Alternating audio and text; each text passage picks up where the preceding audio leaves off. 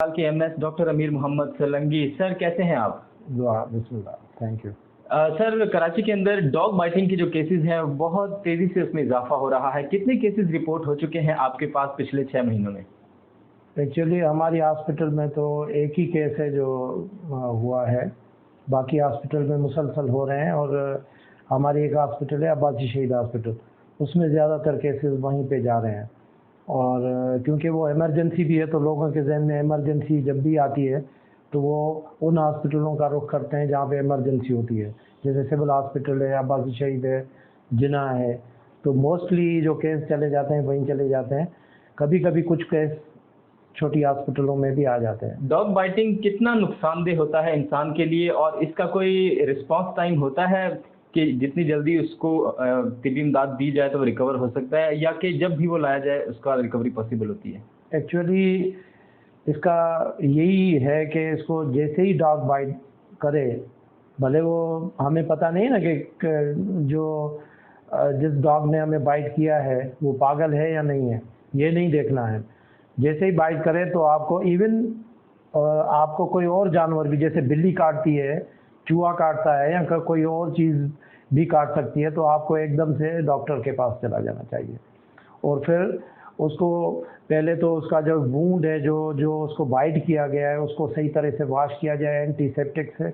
Wash करने के बाद उसको पट्टी की जाए और उसके अलावा फिर वैक्सीन किया जाए उसको। तो ये तरीका सही है कि जल्दी मरीज़ को आप जो है ना हॉस्पिटल में लाएं तो वो ज़्यादा बेहतर होगा। डॉग बाइटिंग कितनी मोहलिक हो सकती है किसी इंसान के लिए? डॉग बाइट ज़ाहिर है जब उसमें, क्योंकि रेबडो वायरस होता है, वो भी एक वायरस है जो कुत्ते में मौजूद होता है। जैसे ही वो बाइट करता है तो वो हमारे जो नर्वस सिस्टम होता है, क्योंकि ये ब्लड के थ्रू ये डिजीज़ नहीं जाती है, ये हमारा जो नर्वस सिस्टम है जिसको तंती शिरिश्ता कहते हैं हम, उसके थ्रू ये पास होता है। और ये एकदम से ब्रेन पे जो है ना बुरा असर डालता है। और थोड़ी देर के बाद जिस तरह कुत्ता पागल होता है, इंसान में भी वही अलामतें शुरू हो जाती हैं, जैसे मुंह से लुआब निकलना या उसकी अकड़, बॉडी में अकड़पन आना और वशी के दौरे पड़ना, ये सब शुरू हो जाता है। तो बेसिकली ये जो है ना नर्वस सिस्टम के थ्रू फैलता है। कराची के ऐसे कौन से हॉस्पिटल हैं जहां पर इनके रिलीफ के लिए वैक्सीनेशन मौजूद है आपके इल्म के मुताबिक? क्योंकि हम तो हमारे हॉस्पिटल केएमसी से ताल्लुक़ रखती है, तो केएमसी के तकरीबन काफ़ी हॉस्पिटल हैं जिसमें 8-10 हॉस्पिटल हैं जो बड़े हॉस्पिटल हैं, उन सब में इस वक्त ये वैक्सीन जो है ना मौजूद है। और इवन हमने भी एक मरीज़ को यहाँ ट्रीट किया है, उसको 2 डोज हम दे चुके हैं। और इस तरह अब्बासी शहीद है, अगर किसी को जाना है तो अब्बासी शहीद चले जाए, वहाँ पे वैक्सीन मौजूद है। बाकी सिविल हॉस्पिटल और जिना में तो ये अवेलेबल है ऑलरेडी। अगर डॉग बाइटिंग से किसी को रेबीज हो जाता है तो क्या उसका बचना मुमकिन है?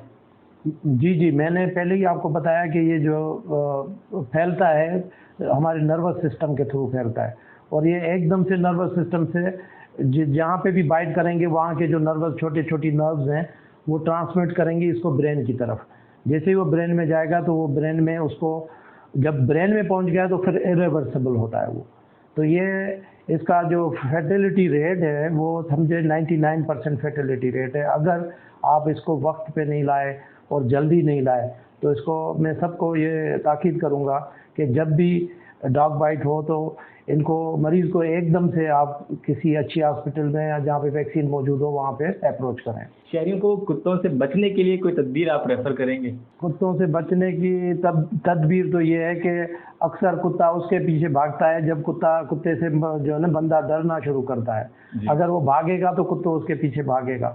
तो बेहतर ये है कि डॉग बाइट अगर कोई भी कुत्ता, ये होना चाहिए कि जहाँ कुत्ता देखो कुत्ते के पीछे भाग जाए। कुत्ते से लड़ो, मतलब कुत्ते से लड़ो। लोग भागते हैं और कुत्ते की ये साइकोलॉजी, जो भागेगा ना उसमें एक, आपने देखा होगा स्निफिंग जो सिस्टम है ना कुत्ते का, सूंघने की जो उसमें एक सलाहियत है वो बहुत ज़्यादा होती है। उसका रीज़न है हमारे जिस्म में, जब कुदरत ने एक सिस्टम रखा है जिसमें जब इंसान पे खौफ तारी होता है ना, जब खौफ तारी होता है तो एड्रेनलिन और नॉन एड्रेनलिन डिस्चार्ज होती है।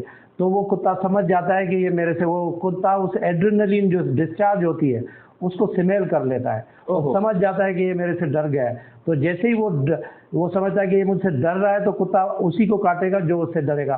तो बेहतर ये है कि कुत्ते से डर के भागे नहीं, उससे लड़ेंगे तो वो कुत्ता खुद भाग जाएगा, भले पागल हो। जैसे कि आपने अभी बताया कि कुत्ता उस चीज़ को फील कर लेता है कि सामने वाला जो बंदा है वो मुझसे खौफज़दा है। कुछ लोग ऐसे होते हैं जो डर तो रहे होते हैं लेकिन एक्टिंग करते हैं कुत्ते से लड़ने की, उसका सामना करने की। इस सिचुएशन को कुत्ता समझ सकता है? इस सिचुएशन को तो शायद ना समझ सके, क्योंकि वो स्निफ तो कर लेगा कि ये डर रहा है, लेकिन अगर आप थोड़ा सा, क्योंकि ये जो एड्रेनलिन नॉरएड्रेनलिन है ना, उसके ये हमारे हार्मोन है बॉडी में, ये जब डिस्चार्ज होते हैं तो 3 तरह की कैफियत एकदम से विद इन सेकेंड आती है।